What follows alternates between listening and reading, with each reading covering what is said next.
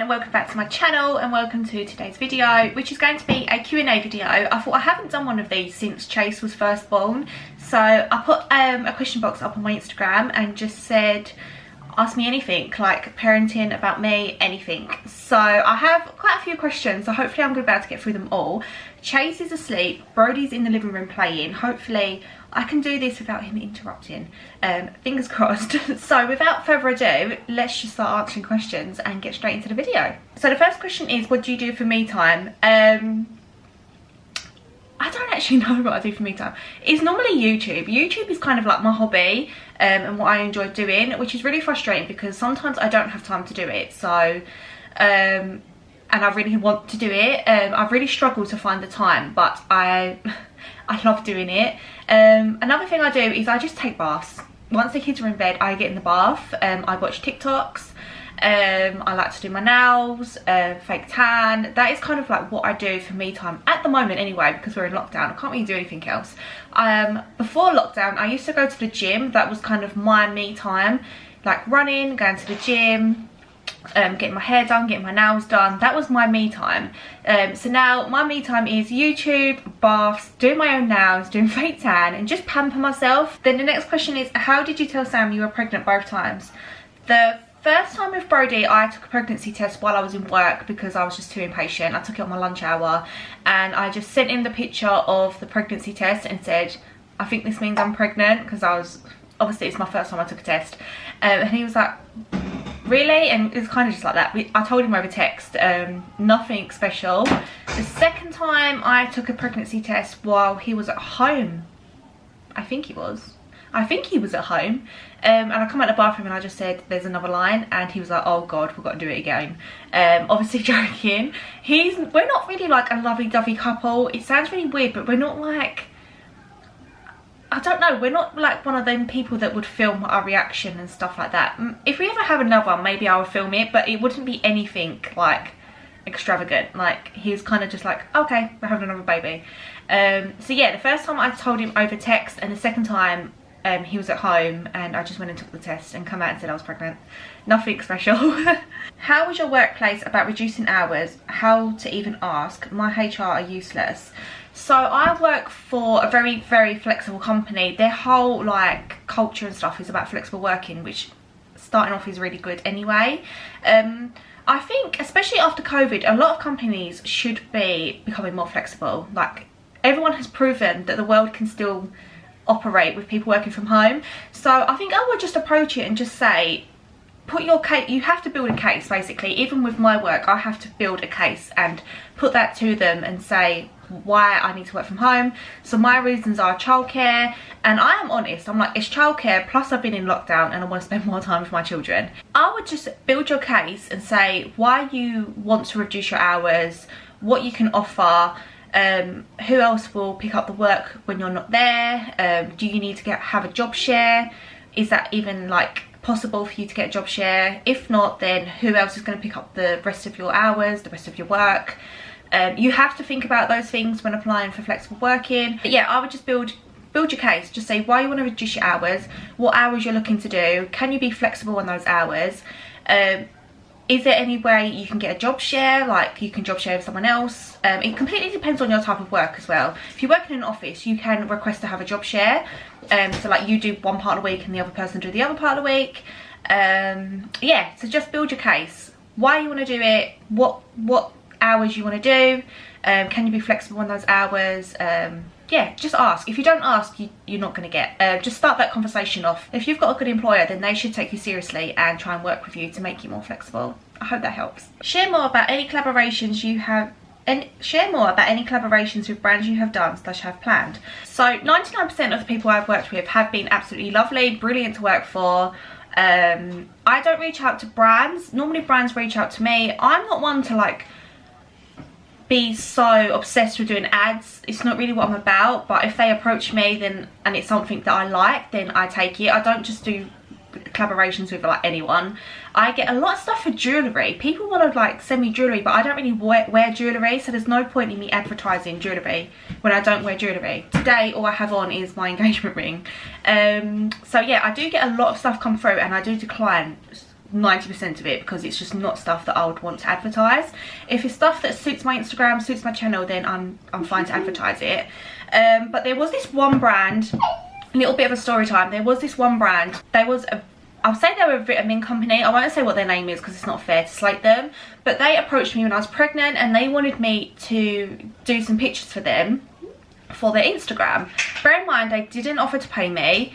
I had like 2,000 followers at the time. I was just starting my Instagram like properly getting into it. I was in lockdown. I was 37 weeks pregnant and they wanted to send me these vitamins to try out. I tried the vitamins out, loved the vitamins, but the actual company, I don't know. I done the pictures for them, I sent them over, and basically they came back to me a couple of days later and said, I just wanted to let you know that your pictures are not good enough. We can't use them, they're not good enough. Just wanted to let you know for when you work with other brands in the future. Bear in mind, I'd worked with loads of other brands before this. No one mentioned anything about the quality of my photos. Bear in mind, this was free content I made for them, completely free. Spent about 2 hours doing these pictures for them, and they said they're not going to use them no more. Don't worry about doing any more because I can see you're just about to give birth. Thanks anyway. Yeah. So I just thought it was very rude of them to say that, and I did actually send them more photos, which there was nothing wrong with those photos. They was unedited. They was taken on my iPhone. No, did I take them on my iPhone or did I take them on my camera? Some I took on my camera, some I took on my iPhone. And it's not bad quality, especially on my camera. Yeah, and I just feel like if they wanted professional photos, they should go and pay someone to do professional photos and not reach out to a small little Insta mum just doing stuff through her phone. Like, if you want professional photos, go and pay for professional photos. So yeah, I am a little bit picky about who I work with now, and I always ask for a brief. What you require. Do you require a good post? Do you require stories? What do you want to include?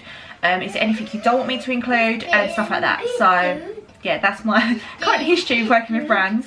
In terms of stuff that I have coming up, I do have a collaboration coming up with a shapewear brand that should be up within the next month or so, and I may have a campaign with Johnson's, and I may have a campaign with, there was something else, I can't remember what it was. But yeah, I do have a couple of things coming up if it all goes through okay. But I should definitely have the shapewear one up within a month on my channel and over my Instagram. Oh, I think I should have something coming up with a baby food company as well, but I'm not sure if I've been accepted onto that yet. So, but that may be coming over on Instagram. How are you feeling about returning to work? A little bit better than the first time. I am a little bit anxious, I'm not gonna lie, because I've been with Chase 24/7 the whole time he's been born, basically.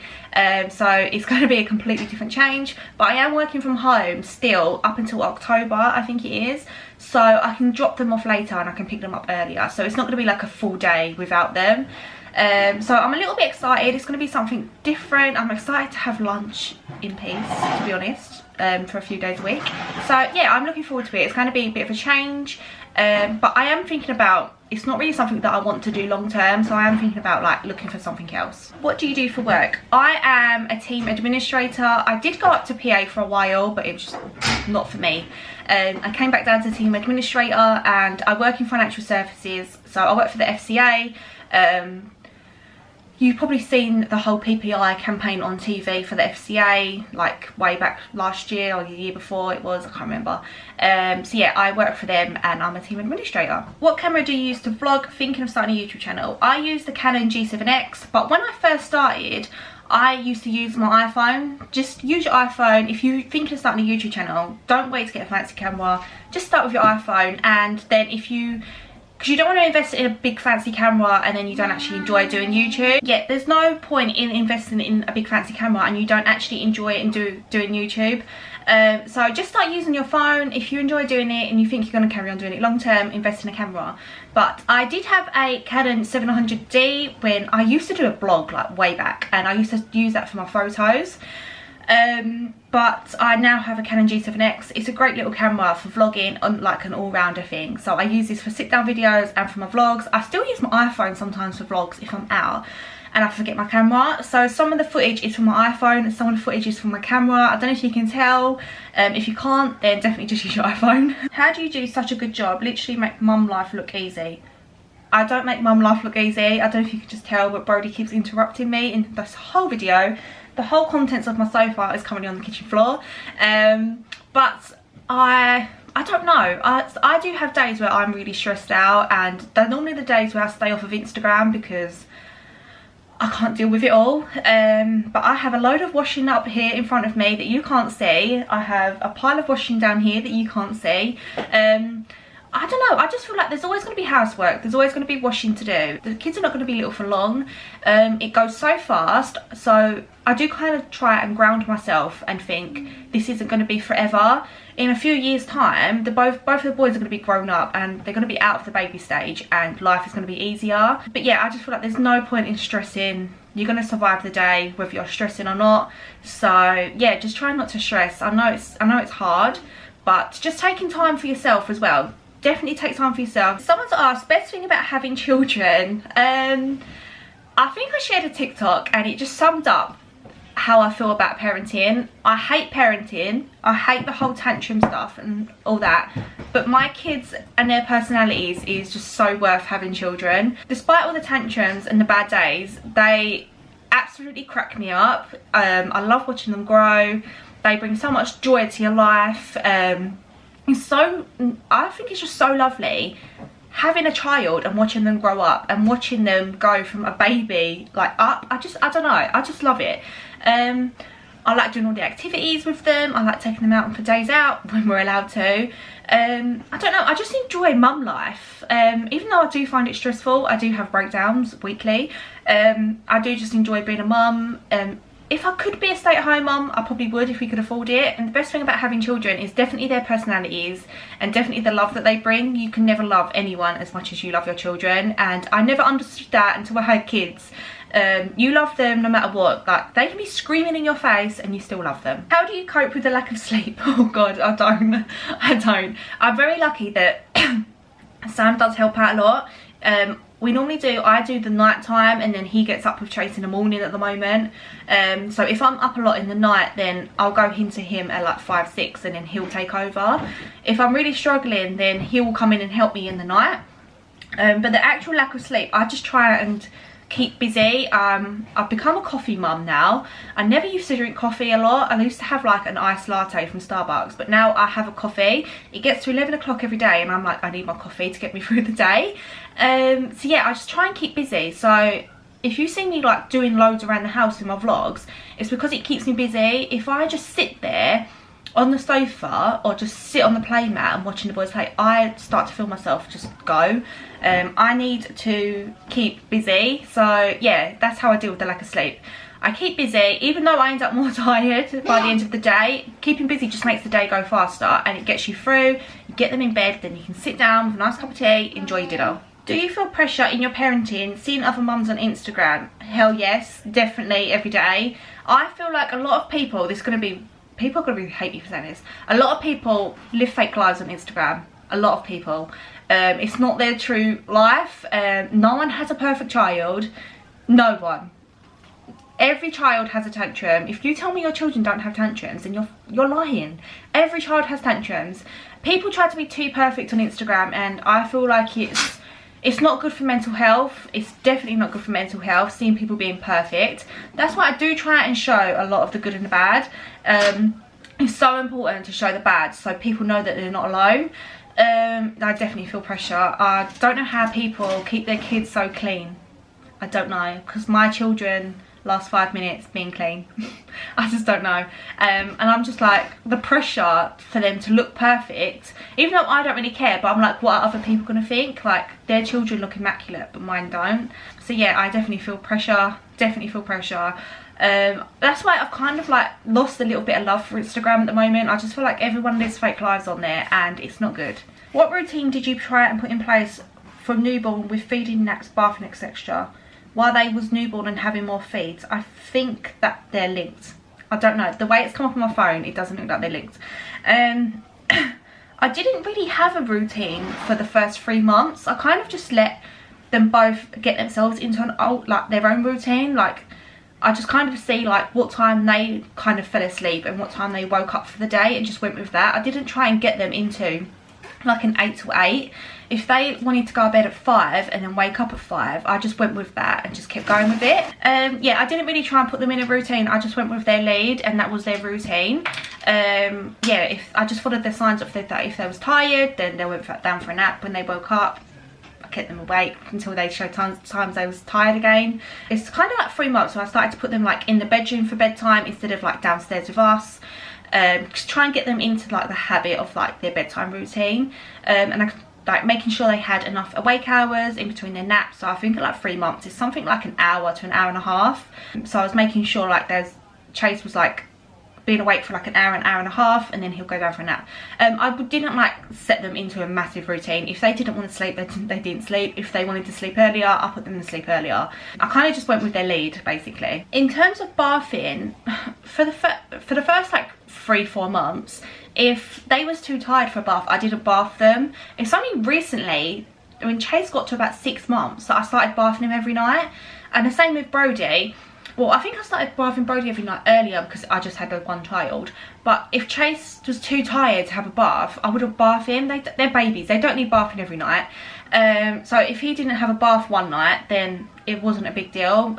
He sometimes went like 2 days without a bath, but he's a baby, he didn't need a bath, if that makes sense. So yeah, I kind of just followed their lead. If they was awake and happy to have a bath, I put them in a bath. Yeah, if they wasn't, then I just didn't bath them basically. I'm just such a relaxed parent. I don't know, I say I have a routine, but it's their routine and what works for them. I didn't follow like any set routine like I found on the internet. I kind of just followed the lead, see what worked for them, and just kept with it. Was it a lot easier sterilising the man bottle in the microwave than the sterilizer? Oh hell yes, so much better. If you are getting the man bottles, don't get a separate sterilizer. There is literally no need. All you need to sterilize is bottles and dummies for the first few months. After like 2 months, I stopped sterilizing dummies. There was no point. He was laying on the floor anyway. And you can just put the dummies inside the man bottles and sterilize them in the microwave that way.